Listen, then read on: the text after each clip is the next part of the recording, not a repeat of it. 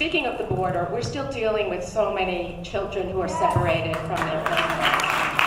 Please tell us what the latest is in terms of trying to get those families reunited. Yes. Thank you.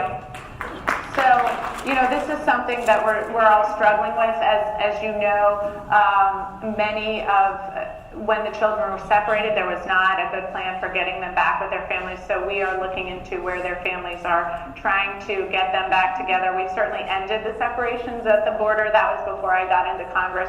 We had stopped, that process had stopped. I'm glad to report. And we also are looking not just into getting people back, but we have ongoing problems because we have a lot of children that come to the border by themselves. So we're looking at when we have individual children coming to our border, how we keep them safe, we keep them healthy. And so that's something that I have struggled with because there are some people that don't want to put any money into immigration facilities because there's the concern that will just grow the people that we are housing in immigration facilities. But I'm also concerned that we don't want poor housing that isn't going to keep our children safe that we come. So we're wrestling with how we keep children safe at the border and how we get them back together with their parents still.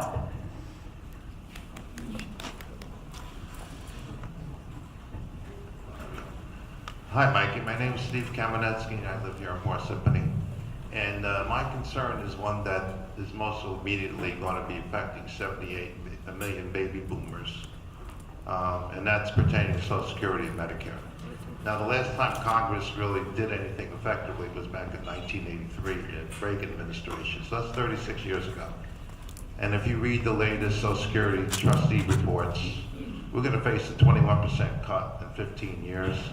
And Medicare Part A Trust Fund, which represents hospitalization coverage, will be completely depleted in 7 years. Now, many Congress people and senators have talked about doing things, but no one wants to touch the so-called holy grails. And they just keep kicking the can down the road. And the same thing happened in 1983. Nothing was done until the 11th hour. And I want to know, other than talking about it, what concrete steps in your mind can you do to effectively make change and shore up these systems? Thank you.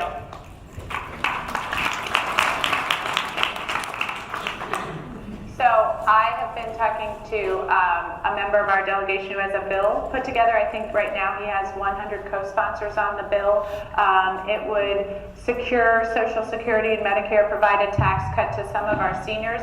I'm looking at how the rest of the people in our district would be affected, our families, to see if that's something and how it would affect New Jersey, but it's certainly something I'm interested in.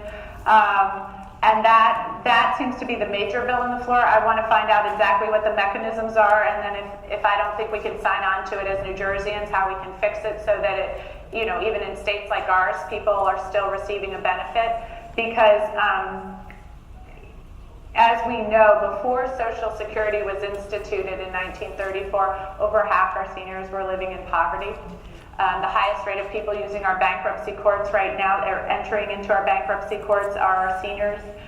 We saw with the Great Recession how that, I know with my parents and their friends, how that wiped out a lot of people's retirement plans.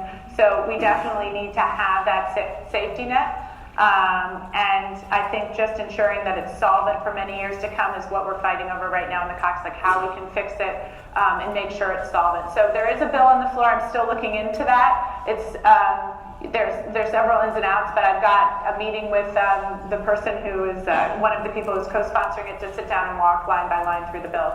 So thank you.